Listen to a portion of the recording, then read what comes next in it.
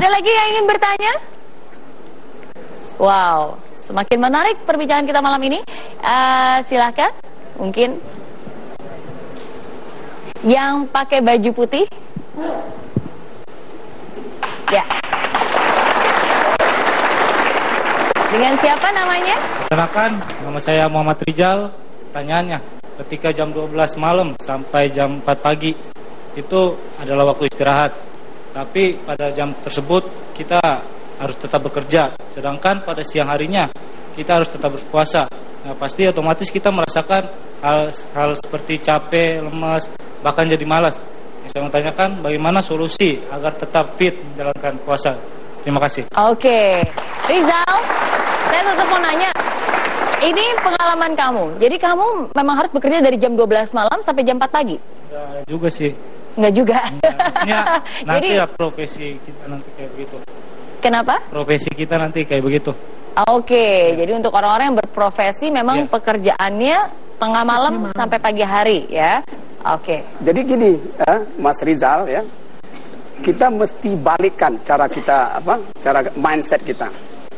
Jadi seharusnya ketika kita punya tugas ya, kayak misalnya anggota tentara ya, ataupun orang-orang yang keamanan negara dan sebagainya yang bekerja di malam hari ya, kemudian siangnya berpuasa, seharusnya lebih bangga.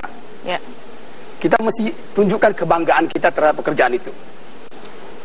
Di saat semua orang tidur, ya, hanya berapa gelintir orang yang bangun.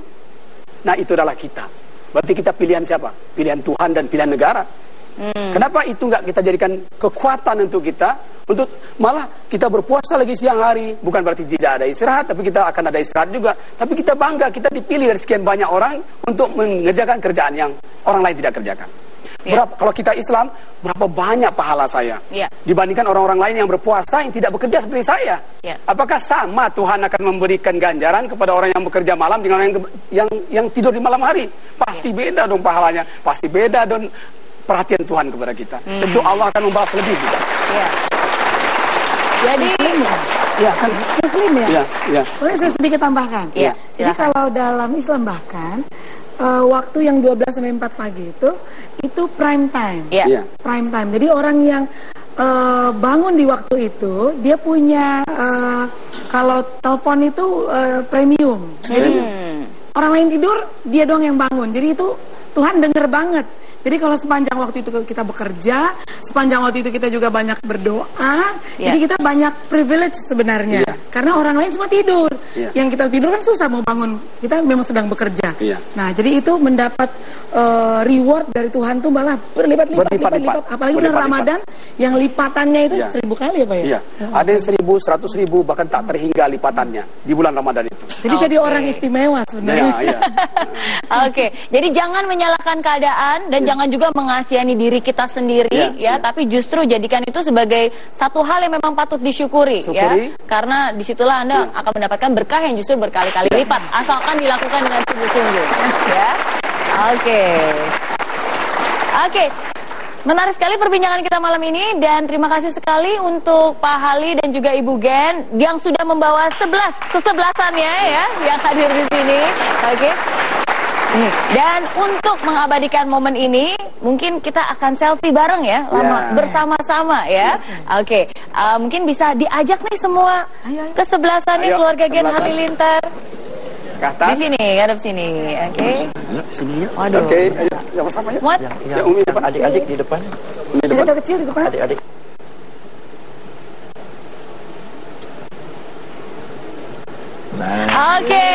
Terima kasih sekali lagi buat Ibu, buat Pak Hali, sukses terus sama-sama. Sukses terus ya. Amin sama-sama. Sukses juga buat semua usahanya. Halo, sama-sama.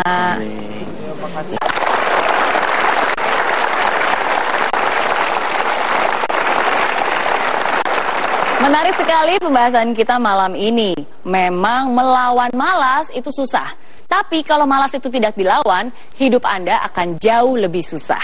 Nah, untuk itu ingat 3 pesan possible saya malam ini. Milikilah kesadaran. Tidak ada satupun dari kita yang akan hidup selamanya. Hari demi hari terus berganti, jam demi jam, menit demi menit, detik demi detik.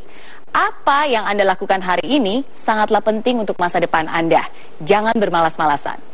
Yang kedua, miliki juga kemauan.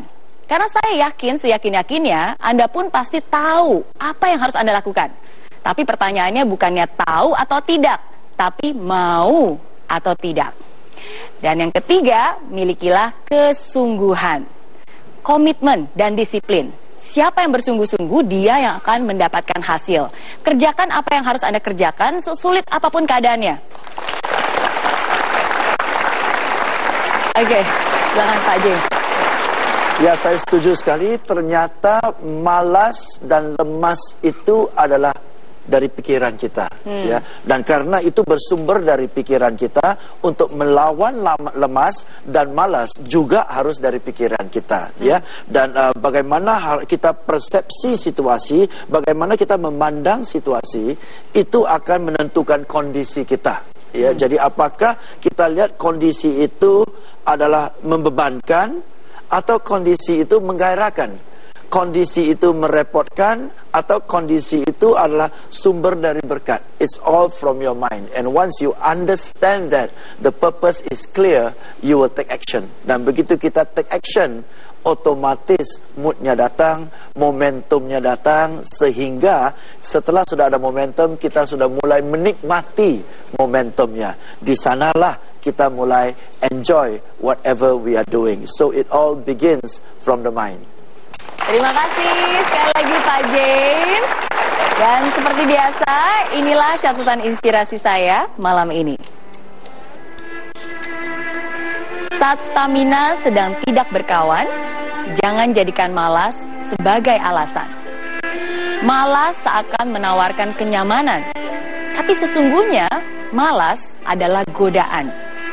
Kurangnya niat dan kesungguhan, ketidaktahuan apa yang harus dilakukan, meremehkan setiap peluang dan kesempatan, itu adalah ciri orang yang bermalas-malasan. Saat malas sudah menjadi kebiasaan, diperlukan seorang mentor untuk mengingatkan. Mentor ada untuk mendisiplinkan sikap malas yang menghambat kesuksesan. Meskipun seharian menahan lapar, dahaga kadang membuat gentar. Semangat juang harus tetap terbakar untuk kesempatan yang terbuka lebar. Kesempatan untuk bersilaturahmi, kesempatan untuk belajar, memperbaiki diri, kesempatan untuk mewujudkan mimpi, kesempatan untuk mendapatkan ridho ilahi. Demikianlah episode I'm Possible malam ini. Jangan lupa untuk follow account Twitter kami di @possiblemetrotv dan juga account Instagram kami di @I'm_possiblemetrotv. Terima kasih telah menyaksikan I'm Possible dan terima kasih juga kepada Oppo Camera Phone. Saya Mary Riana. Saya James Gui. Pamit undur diri. Sampai jumpa minggu depan bersama Kita Bisa I'm Possible.